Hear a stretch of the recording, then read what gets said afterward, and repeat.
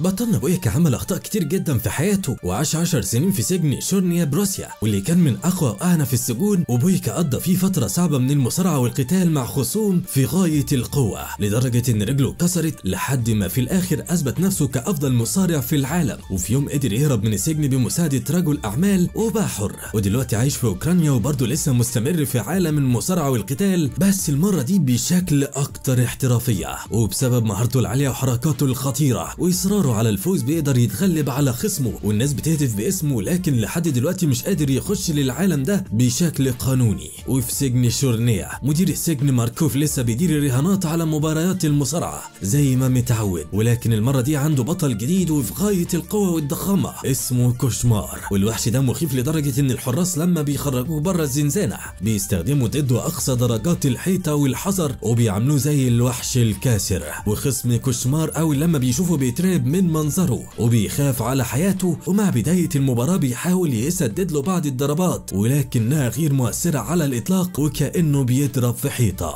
لحد ما كوشمار بيقرر يهجم عليه، وفي لحظه بيشيل خصمه وبيرميه على الارض، ومع كام ضربه قويه بيقتله وبيهشم جمجمته وبيفوز بالمباراه بكل سهوله. بويكا بعد ما عمل كتير في حياته بقى بيحاول يلاقي نفسه ويكفر عن ذنوبه وبيتبرع للكنيسه مع كل مباراه بيفوز فيها، والقس بيكون سعيد بيه جدا، وخصوصا انه ساعدهم كتير، ولكن في نفس الوقت عايزه يبطل مصارعه لانها عنيفه جدا وبيأذي بيها الناس وعايزه يسيبها، بس بويكا شايف انها رياضه زي اي رياضه وليها قوانين، واكيد ربنا اداله المهاره دي علشان يستخدمها. وفي مركز كيف الرياضي بويكا قاعد بيتدرب كالعاده، ولكن النهارده بيجيله كيريل وكيل اعماله بخبر سعيد انه قدر يجيب له مباراه مهمه جدا في بطوله اوروبا، وده هيبقى طريقه للعالميه واللعب بشكل قانوني، بس بشرط مش هيقدر يخش البطوله الا لما يكسب في المباراه القادمه ويعجب المسؤولين. وفي يوم المباراه المنتظره بويكا بيكون مستعد جدا وعلى اعصابه، وخصوصا ان المصارع اللي قصاده فيكتور موهوب ومهاراته عاليه،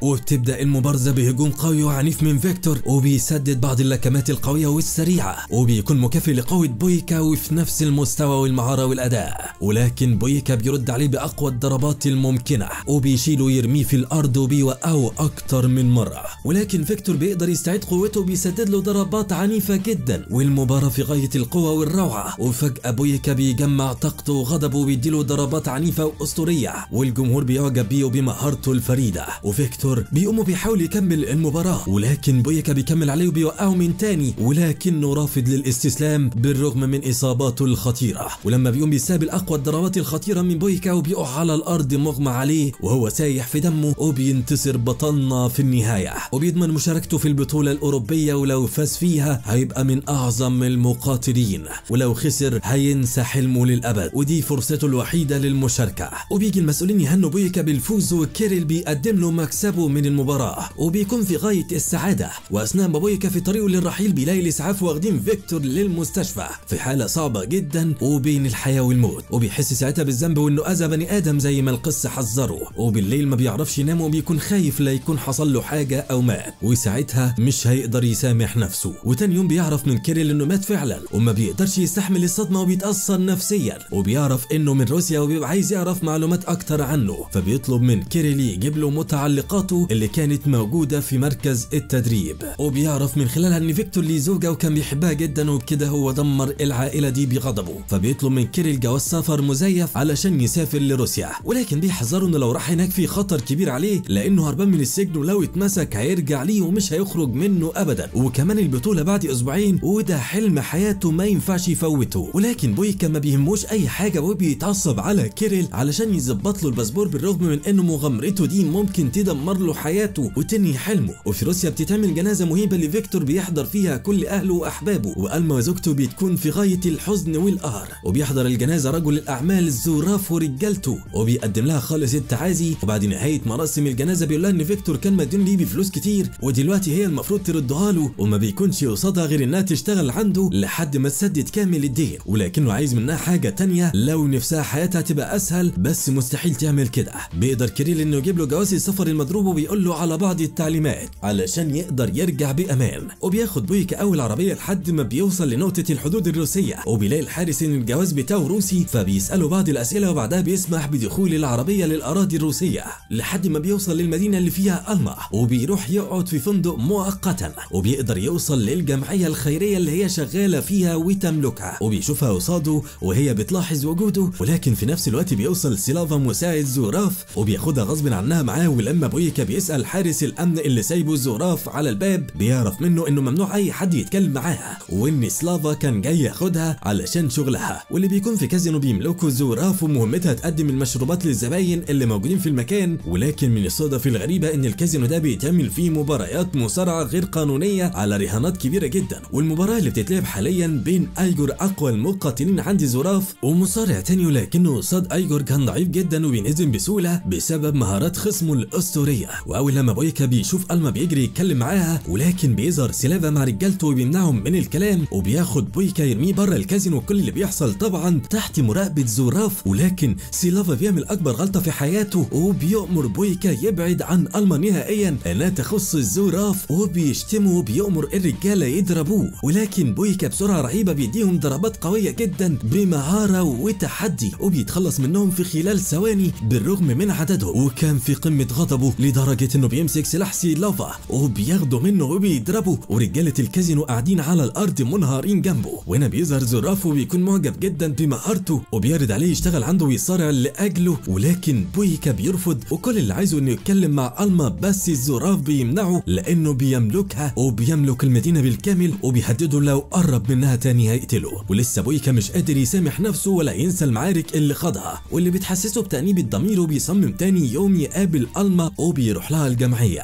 ولما الحارس بيمنعه بويكا بيتعصب وبيديله بوكس واحد وبيغمى عليه وبيخش علشان يقابلها غصب عن اي حد. واول لما عينه بتقع عليها بيلاقيها قاعده وسط الاطفال وهي بتصدم من جراته وبتتكلم معاه، وبتلاقيه جايب لها متعلقات فيكتور، وبيعرف انها شغاله عند زوراف علشان تسد القرض اللي اخدته هي وجوزها علشان يفتحوا الجمعيه دي. ولكن الحزن بيملى عينيها اول لما بيعترف لها ان هو السبب في موت جوزها اثناء قتالهم في الحلبه، وبيحاول يبرر لها انه كان مجرد حادث وندمان على اللي عمله، وانه كان بيقاتل بعنف غصب عنه. بس ألما ما بتقدرش تسامحه وبترفض الفلوس اللي بيديها له بما انها ملطخه بدماء جوزها، وبترميها في وشه وبتطرده بره المكان، وبتكون في قمه غضبها. وللاسف بويكا تأنيب الضمير واحساسه بالذنب بيزيد جواه، وبيخرج وهو متعصب وبيضرب الحارس من تاني. وفي الوقت ده زوراف بيعين مجموعه من المقاتلين الجدد، ولكنهم مجرد اطفال بالنسبه له وغير مؤهلين للمنافسه والقتال، وبيكون عايز حد قوي وصاحب مهارات عاليه يقدر ينافس في المباريات ويكسبها. وفي اللحظه دي بيوصل بويكا وبيقتحم الكازينو بعد ما بيضرب الحراس، وقبل ما سلافا كان هيضربه بالنار زوراف بيمنعه بيسمع الكلمتين اللي بويكا جاي يقولهم، وبيكون جاي يرد عليه صفقه انه يقاتل من اجله وفي المقابل يحرر ألما. وزوراف بيعجبه الكلام ده وبيتفقوا على 3 مباريات ياخدهم بويكا من اجله بشرط انه يفوز فيهم كلهم لو عايزها تتحرر، وانه في النهايه يقاتل البطل بتاعه ويغلبه. وبيتفقوا ان ال3 مباريات دول يكونوا في اسبوع واحد. وقبل ما بويكا يروح لصاله التدريب الخاصه بزوراف بيكتشف ان الشيطان ده قدر يعرف حقيقته كلها واسمه الحي ومشاكل هروبه من السجن، وفي نفس الوقت بيطمنه ان محدش هيقرب منه لان شرطه المدينه كلها بتاعته. وبكده خلاص بويكا قرر يساعد ألما على قد ما يقدر ويقدم لها شيء يخليها تسامحه، وبيتصل بكيريل يقول له على خبر انه هيضطر يستنى اسبوع كمان، وبيوعده انه هيكون في الميعاد المحدد للبطوله.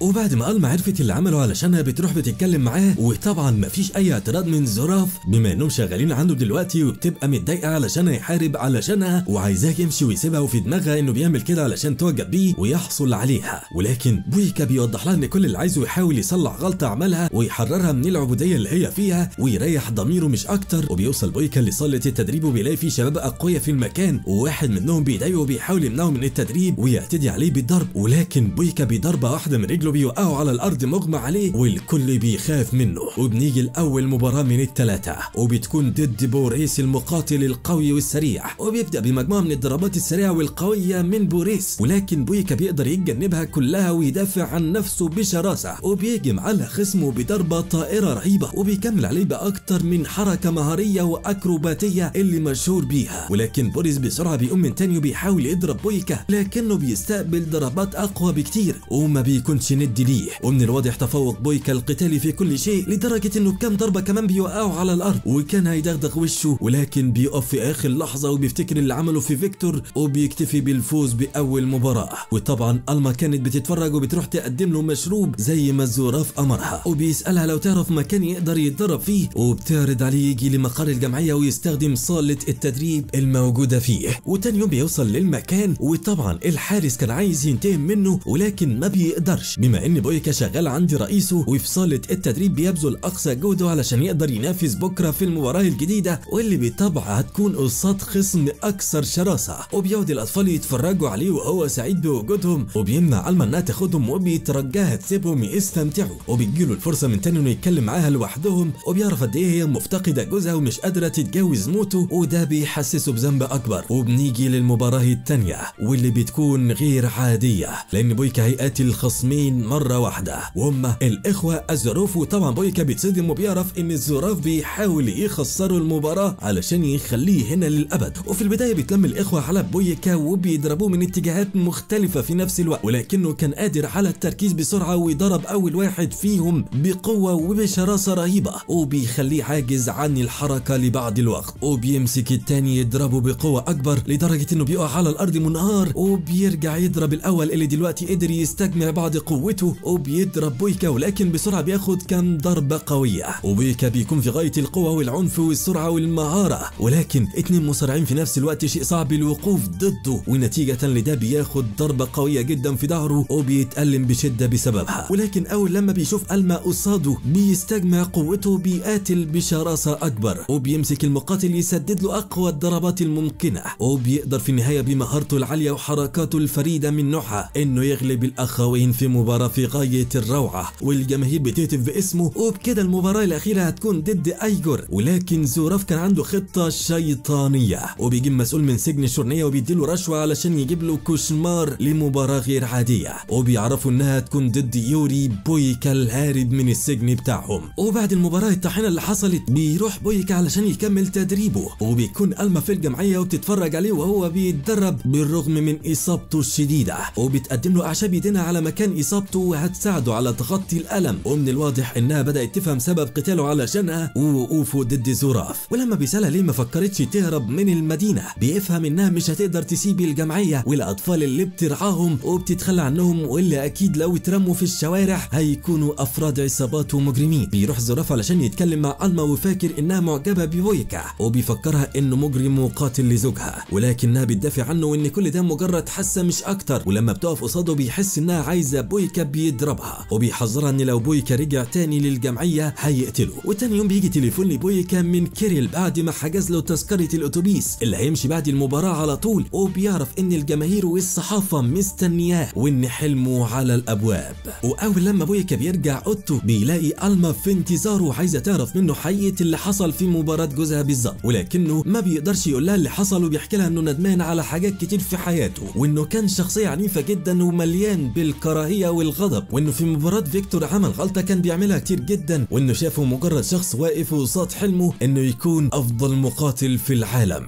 مع ان المفروض كان يشوفه انسان وعنده عائله وزوجه، ولكن ما كانش يقصد ابدا يقتله، وندمان جدا على اللي حصل. وبنيجي لاخر مباراه واللي هتكون ضد ايجور اقوى مقاتل عند زوراف، واللي بالتاكيد هتكون غير اي مباراه خاضها في حياته. وبالرغم من تعب بويكا ولكنه بيبدا المباراه بهجوم عنيف على خصمه، ولكن الرد كان سريع جدا وبياخد كام ضربه في غايه القوه والشراسه، والمقاتلين في مستوى متعادل من القوه، وكل واحد منهم عنده الكثير من المهارات والخبرات، ولكن ايجور بيسيطر على المباراه لفتره طويله وكان هيتغلب على بويكا، ولكنه بيقدر يحرر نفسه من قبضته وبينزل ضرب في خصمه لحد ما بيستقبل بويكا ضربه قويه تحت الحزام وبيقع على الارض، وبياخد ضربه في غايه القوه على ظهره بتخليه عاجز عن الحركه. ولكن اول لما بيشوف الما بيستعيد جزء كبير من طاقته وبيرجع يقاتل بكل قوته، بس بيستقبل العديد من الضربات القاتله، بس بسرعه بويكا من تاني بيستخدم اقوى ضرباته وبيهجم على ايجور بالعديد من الضربات القويه بحركاته الاكروباتيه، وبعدها شويه لكمات محترمه بتخليه غير قادر على التوازن وبيقع على الارض مغمى عليه، وبتفرح الما جدا بفوزه وبتجري عليه علشان تهنيه، وبكده بويكا قدر يحقق وعده والمطلوب من زوراف يحررها. وحاليا فاضل اقل من ربع ساعه والاتوبيس يتحرك، ولكن المفاجاه ان زوراف بيقول له ان لسه الاتفاق ما انتهاش، وانه ايجور مش البطل بتاعه ولازم دلوقتي يخوض مباراه رابعه، والكلام ده بيخلي بويكا في قمة الغضب وبيرفض القتال، ولكن المشكلة ان لو ما لعبش المباراة دي ولا كأنه عمل اي حاجة، وألما هتفضل مديونة لزوراف ومسجونة عنده، وبيوعده لو كسب هيحررها فعلا. وفي الوقت ده بيجيله تليفون من كيريل علشان يطمن انه ركب الاتوبيس، ولكن بويكا بيقول له انه هيتأخر شوية، وبيطمنه انه هيخلص بسرعة وهيجي قبل البطولة. وفي اللحظة دي بيوصل البطل الاسطوري كوشمار وبيخش الكازينو وسط رعب الجماهير من شكله المخيف وحجمه الضخم، ولكن اللي بيرعب بويكا اكتر ان بيشوف معاه ماركوف اللي جاي يتفرج على المباراة وعارفه كويس. وبتبدأ المصارعة الاسطورية بهجوم سريع من بويكا وضربات في غاية القوة والعنف، ولكن كوشمار ما بيتأثرش بأي من ضرباته وبيرد الهجوم على بويكا وبيمسكه يطحنه، وبينزل فيه ضرب من الواضح فرق القوة المهول لصالح كوشمار، واللي بيستخدم أقوى ضرباته الممكنة ضد بويكا اللي بيستقبلها من غير ما يكون قادر على فعل أي شيء، وبينهار قصاده وبيقع على الأرض. ولكن بويكا أول لما بيشوف زوراف وهو سعيد وبيضحك وقلمه مكسورة بيستعيد وعيه وبيغضب، وبيرجع بويكا بتاع زمان اللي عمره ما استسلم وبيقوم يهجم على العملاق ده وبيستحمل ضرباته القوية، ولكن كوشمار بيمسكه يطحنه. والكل دلوقتي متأكد ان بويكا بنسبة كبيرة جدا معرض للخسارة، ولكن في معجزة غريبة بيقوم من تاني وبيهجم على كوشمار بضربات قوية جدا وسحقة، وبقى قادر على السيطرة على المباراة وبيسدد ضربات بقوة وغضب مالهمش مثيل، لدرجة ان كوشمار لأول مرة في حياته بيقع على الأرض. وبيستغل بويكا النقطة دي وبيكمل هجوم عليه بكل شراسة، وبيمسك ايده وبيكسرها له وبيطير في الجو وبكل قوته بيضربه برجله وبيطيره بره الحلبة وبيغمى على كوشمار، وبيفوز بويكا في مباراة للتاريخ. ولكن زوراف مستحيل يوفي بوعده وبيرفض يحرر ألما، وبيأمر رجالته يهجموا على بويكا بالعصيان وبيكسروه وبيسيبوه وقع على الأرض منهار، لكن واحد زي ده مستحيل يستسلم وبيقوم يضربهم وبيكسر دماغهم وبيهجم على أي حارس بيحاول يقرب له بقمة الغضب والعنف، لحد ما حارس منهم بيضربه برصاصة في كتفه، ولكن بيقدر بويكا يتغلب عليه وبياخد سلاحه وبيقتل سيلافا وبيجري ورا زوراف اللي واخد ألما رهينة وبيهدده يرمي سلاحه أو هيقتلها. وبالفعل بيسمع كلامه، لكن ألما بتقدر تحرر نفسها، وده بيدي الفرصة لبويكا بالهجوم عليه بعد ما بياخد رصاصة تانية في بطنه، وبيمسك زوراف يضربه لحد ما بيخنقه ويقتله. وبتكون ألما حزينة جدا على اللي حصل له وبيطلب منها تسامحه على كل حاجة عملها، ولما بتحس انه فعلا ندمان على كل شيء بيتسامحه فعلا، ولكن ما بتلحقش تقول له مع وصول الشرطة الروسية للمكان وبيقبضوا عليه بتهمة القتل والهروب من السجن. وبيرجع بويكا من تاني لسجن شورنيا، وبعد 6 شهور بتزوره ألما وبتشكره على كل شيء عمله علشانها، وبتوري له رسومات الأطفال ليه وهو بيتدرب، وبتتأسف له علشان اتأخرت في زيارته وان اللي عمله علشانها كان كبير جدا، وخصوصا انه رجع لها حريتها وكرامتها، وبتأكد له انها مسامحاه من قلبها. وبعد الكلمتين دول بويكا بيرتاح وبيعرف انه عمل حاجة صح في حياته، وما بيكونش زعلان انه فقد حلمه وحريته، ولكن في المقابل كسب حاجة اكبر بكتير، ودلوقتي رجع من تاني بطل السجن الوحيد مفيش اي شخص قادر على هزيمته. وبكده يكون فيلمنا خلص، استنونا في فيلم جديد.